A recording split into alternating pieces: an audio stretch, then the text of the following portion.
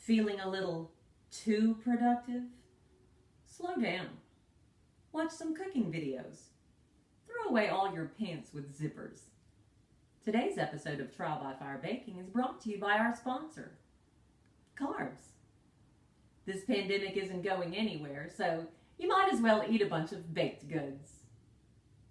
Today on Trial by Fire Baking, we are making cranberry cruffins. That's a cross between a croissant and a muffin. I'm pretty excited about this croissant muffin mashup called a cruffin because it's not quite as time consuming as my croissant recipe. So let's see how it goes.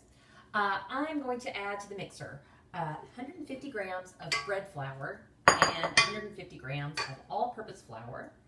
And then I've got a teaspoon and a half of active dry yeast and a teaspoon and a half of salt.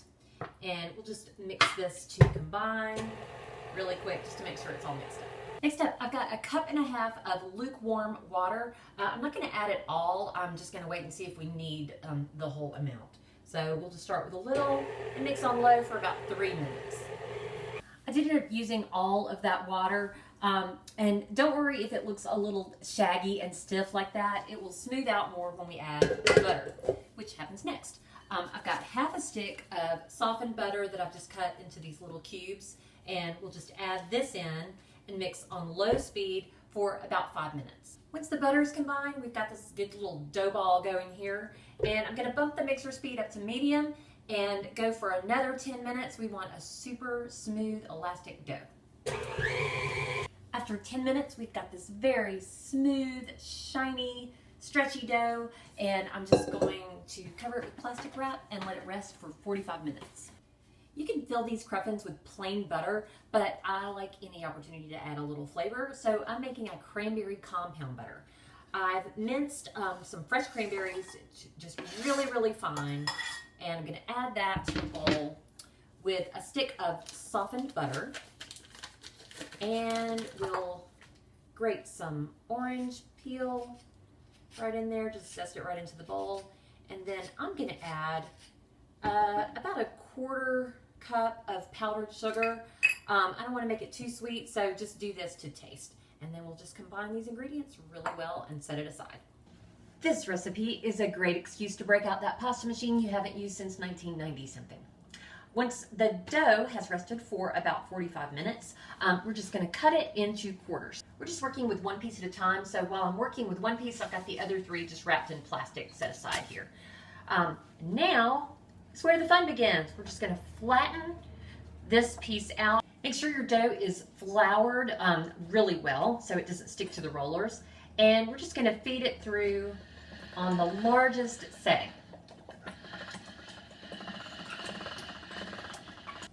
Now we're going to feed it back through that large setting one more time. This time, we're actually going to connect the pieces so you'll have one continuous piece of dough as you roll through all of the different levels. So now I'm going to switch to level 2 and roll one more time, and we'll just go all the way through these levels. Once you get through that last level on the pasta machine, I just cut the dough in half into 2 long pieces, and we're going to spread each piece with some of that cranberry butter. And you just want to spread it super thin. Actually, using your fingers is probably the best way to do that. So just spread it all the way down each long piece. Now we'll just roll that first piece of buttered dough tightly like a little cigar. And once you get all the way to the end, just pop that whole piece onto the second piece and keep rolling. Now we'll just take this little cigar, and with a sharp knife, I'm going to cut it right down the middle lengthwise. So each of these 4 little pieces of dough makes 2 cruffins, so you'll end up with 8 altogether. My knife is not super sharp. So we're going to go with rolling this around, we want that outside buttered piece on the outside, and just roll it into a little knot and pop this into a muffin tin. Once the cruffins were rolled and placed in the muffin pan, I just covered them loosely with some plastic wrap and left them to rise for about 2 hours.